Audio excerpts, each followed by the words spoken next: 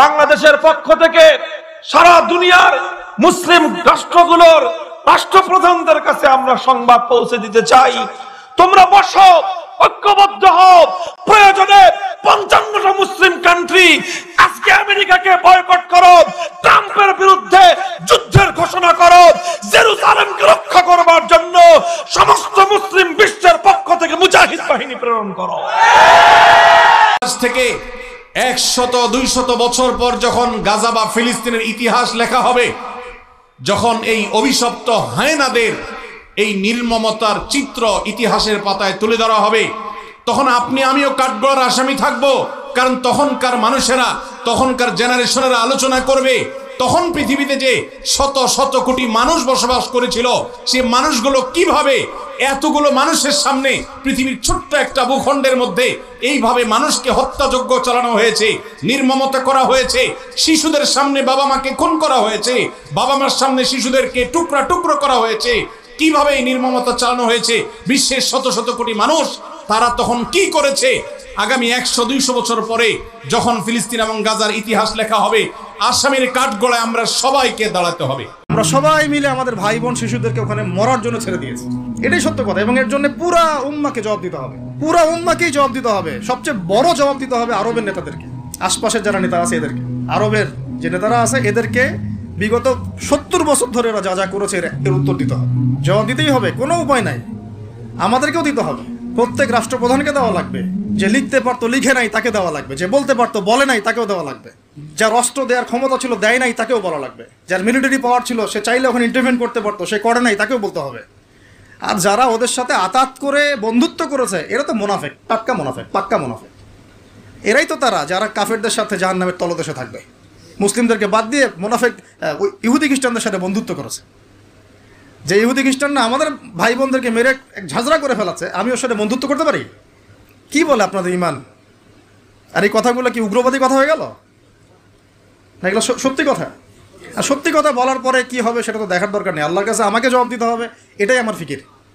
তো যারা দোয়া করতে পারবে তারা যদি দোয়া না করে আল্লাহর কাছে জবাব দিতে হবে, যারা বলতে পারে যদি না বলে আল্লাহর কাছে অ্যান্সার দিতে হবে, যারা খাবার পাঠাতে পারতো তারা পাঠায় নাই, আল্লাহর কাছে অ্যান্সার দিতে হবে। ফিলিস্তিনের জমিনের মধ্যে তাকাইয়া দেখো,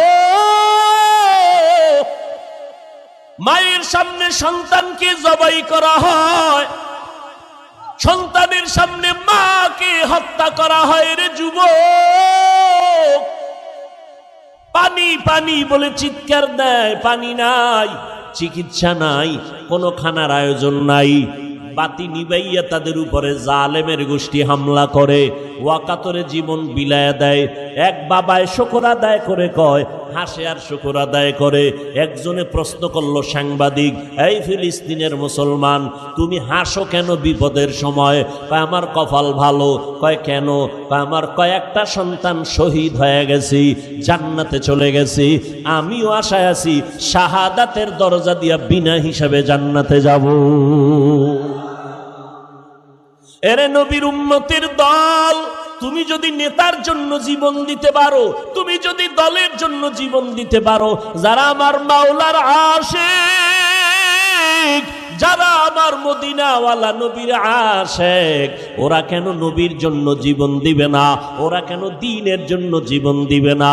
মুসলমান অন্যের বিপদ দেইখা হাসবা না রে বাবা, বরং যদি মুসলমান হইয়া কবরে যেতে চাও, কাফনের কাপড়টা তাড়াতাড়ি কিনিয়া হাতের মধ্যে রেডি রাখো, ডাক আসতে দেরি, ময়দানে নামতে যেন দেরি না হয়। রাজি আছো? ইসলামী বিশ্বের 50 লক্ষ সৈন্য যদি মার্চ করে ইসরায়েলের দিকে যেত, দুনিয়ার কোন পরাশক্তি সামনে দাঁড়াবার হিম্মত করতে পারত না। ফিলিস্তিনেরাও ইমানের মন্ত্রে উজ্জীবিত হয়ে অস্ত্র হাতে তুলে নিয়েছে।